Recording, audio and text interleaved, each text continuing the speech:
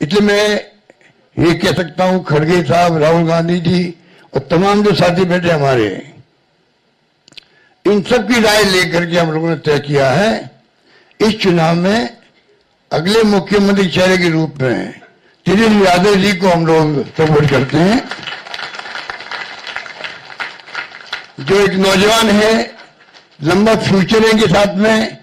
और मेरा अनुभव से मैं कह सकता हूं, जिसका लंबा फ्यूचर होता है पब्लिक उनको साथ देती है। ये नौजवान है, कमिटमेंट रखते हैं। पिछली बार भी जो स्लोगन दिए थे, नौकरी के दो या कोई दो, या जो वादे किए थे उसमें खरे उतरे। ये ऐसा व्यक्तित्व आपके सामने नौजवान के रूप में आया है। सोच समझ के सबने फैसला किया है। ये नेता के रूप में उत्तरंग मैदान में राहुल गांधी जी ने मिलकर जो यात्रा करी थी, बड़ा इम्पैक्ट है। आने वाले वक्त में इनके अलावा राहुल जी भी आएंगे और नेता आएंगे, प्रियंका जी भी आएगी, सब नेता आएंगे। और हम सब जो बैठे स्टेज पर, सब मिलकर संकल्प किए हुए हैं कि जो हालात देश के हैं, देश हित के अंदर और देश चाहता है उसके अनुसार हम चाहेंगे कि बिहार में ये जो लंबे समय तक नीतीश कुमार जी रहे हैं सत्ता में, अब कुछ कर नहीं पा रहे। अब तुम पूछना चाहते हैं अमित शाह जी से, इनकी पार्टी के अध्यक्ष जी से, क्या बताइए हमारा नेता तो हो गया तेजस्वी यादव, आपका नेता कौन है बता दीजिए। इससे काम नहीं चलेगा कि नीतीश कुमार के नेतृत्व में चुनाव लड़ा जाएगा।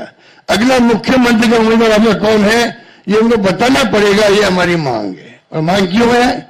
इसलिए है, आपने देखा महाराष्ट्र के अंदर जो शिंदे थे वो मुख्यमंत्री तत्कालीन, इन नेताओं ने कहा शिंदे के लीडरशिप में चुनाव लड़ा जाएगा। मैसेज दिया गया ये मुख्यमंत्री बनेंगे और बाद में मुख्यमंत्री बना दिया और किसी को। यही बात लागू या हो रही है। अमित शाह जी आए, कहते चले गए हम चुनाव के बाद में तय करेंगे मुख्यमंत्री कौन बनेगा हमारा, पर नीतीश कुमार के नेतृत्व में चुनाव लड़ा जाएगा। तो महाराष्ट्र का एग्जाम्पल सबके सामने। इसलिए मैं इतना कहना चाहूंगा कि चुनाव में हम लोगों ने सोच समझ के तेजस्वी जी को घोषित किया नेता। साथ में सबकी राय बनी है कि जो हमारे अन्य पिछड़ा वर्ग के साथी हैं, मुकेश सहनी जी, जिनको आप सब जानते हैं, मुकेश सहनी जी जो एक संघर्ष करते हुए यहां तक पहुंचे हैं, अपनी पार्टी बनाई है, अपनी अकल होशियारी से, अपनी मेहनत से बनाई, कि जो हमारे अन्य पिछड़ा वर्ग के साथी हैं, मुकेश सहनी जी, जिनको आप सब जानते हैं, मुकेश सहनी जी जो एक संघर्ष करते हुए यहां तक पहुंचे हैं, अपनी पार्टी बनाई है, अपनी अकल होशियारी से, अपनी मेहनत से बनाई है, गरीबों के मसीहा के रूप में, अपनी कौम के मसीहा के रूप में उभर के आए हैं। ऐसे नौजवान को हमने तय किया है वो उप मुख्यमंत्री होंगे। साथ में इसके साथ में जो आपके यहाँ बहुत सारे समाज भी हैं, सामाजिक इक्वेशन अलग तरह की है, तो जो अन्य सामाजिक वर्गों के लोग हैं उनमें से मुख्यमंत्री और बनाए जाएंगे, उप मुख्यमंत्री और बनाए जाएंगे। यही बात कह के मैं अपनी बात समाप्त करता हूं। धन्यवाद, धन्यवाद, शुक्रिया। मुझे खुशी है कि मुझे भी आज आने का अवसर मिला आपके बीच में।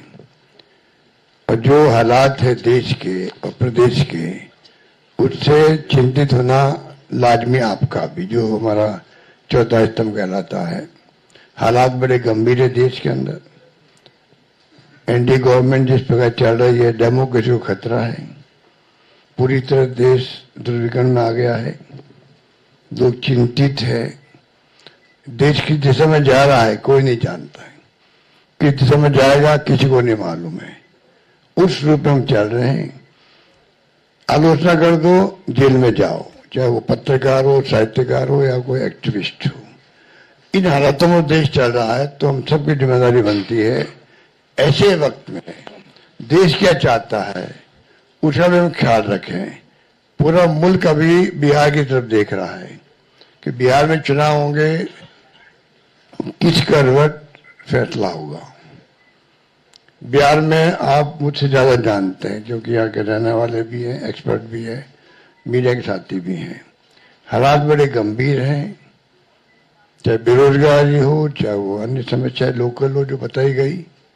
अभी आपके सामने जब बताया दीपांकर जी ने और सानी जी ने, सब साथियों ने, तो हालात वही है। किसान हो, मजदूर हो, आम आदमी हो, छात्र हो, युवा हो, चिंता लगी हुई रोजगार की उसको। और जब हम लोग देखते हैं, पूछते हैं, तो लोग बदलाव चाहते हैं। खड़गे साहब ने, राहुल गांधी जी ने, सबने भी असेसमेंट करवाया। सब लोग देखते हैं कि बिहार में किस रूप में जनता का एक मनोबल बना हुआ है, विश्वास बना हुआ, इस बार बदलाव होगा। राहुल जी की यात्रा हुई, तेजस्वी जी साथ थे, दीपांकर जी साथ थे और सब साथी साथ थे। जिस प्रकार पब्लिक ने रिस्पॉन्स दिया, पूरे देश ने देखा उसको, पूरे देश ने देखा। इन हालातों में हम लोग चल रहे हैं। बहुत एक चुनौती हमारे सामने, क्योंकि वो शक्ति वो है जिनका एक मुखौटा है खाली डेमोक्रेसी का, कोई यकीन नहीं है डेमोक्रेसी के अंदर उनका। ये मैं आपको क्या कहूं, आप खुद जानते हैं। मुखौटा पहन रखा है, ऐसे लोग शासन करें देश के अंदर। चिंता होना स्वाभाविक है हम सबको। इसलिए मैं कहना चाहूंगा कि इस मौके पर जो है, इस मौके पर अभी दीपांकर जी कह रहे थे कि पिछला चुनाव भी जो है, अभी तो इंडिया गठबंधन बन गया पुलिस भर के अंदर, अच्छी परफॉर्मेंस दी है पार्लियामेंट के अंदर। कोई कम बात नहीं थी, 240 पे लाके छोड़ दिया उन लोगों को, 400 पार के नारे लगा रहे थे वो लोग। सब कुछ देख लिया देश ने, और फाउल नहीं खेलते तो हो सकता सरकार भी उनकी नहीं बनती। उन हालातों में हम जब देखते हैं तो पाते हैं कि अब लोग समझ गए हैं। पिछला गठबंधन आपका लोकल था, महागठबंधन, तेजस्वी जी ने उस वक्त में भी कमाल किया, और जिस रूप में मामूली वोटों के अंतर से सरकार उनकी बन गई, मामूली वोटों के अंतर से बन गई सरकार उनकी थी। जिस प्रकार से साम दाम दंड भेद, ये उनका भाव है। बदले की भावना उनके फितरत के अंदर है। ऐसे लोग बैठे हुए हैं। धन बल का कोई कमी नहीं है। आपका जो इलेक्ट्रल बॉन्ड, वो तो एक एग्जाम्पल है। सुप्रीम कोर्ट ने कहा अनकॉन्स्टिट्यूशनल है ये। इतने कैसे काम चलेगा? जो पैसा जमा है उनके पास में, जो खेल खेल रहे हैं देश के अंदर, चुनाव को प्रभावित कर रहे हैं, सरकारों को गिरा रहे हैं। मॉडल अलग अलग है उनका। मध्य प्रदेश मॉडल अलग, कर्नाटक मॉडल अलग था, महाराष्ट्र का अलग था और राजस्थान का अलग था। राजस्थान की दाल नहीं गली, इतना फर्क है। आप सबके आशीर्वाद से हमारी सरकार बच गई और 5 साल हमने शासन किया। उन्होंने कमी नहीं रखी थी सरकार गिराने के लिए। उस माहौल में देश में जो हालात बन रहे हैं, ये मॉडल है चुनाव जीतने का भी। किस प्रकार फाउल खेलो, किस प्रकार गुमराह करो, लोगों को भ्रमित करो, झूठे वादे करो, झूठे आरोप लगाओ विपक्ष पर। ये राजस्थान में भी किया हमारे पास। मैं तो अपने अनुभव से कह सकता हूं, हमारी सरकार बन सकती थी इसे बार।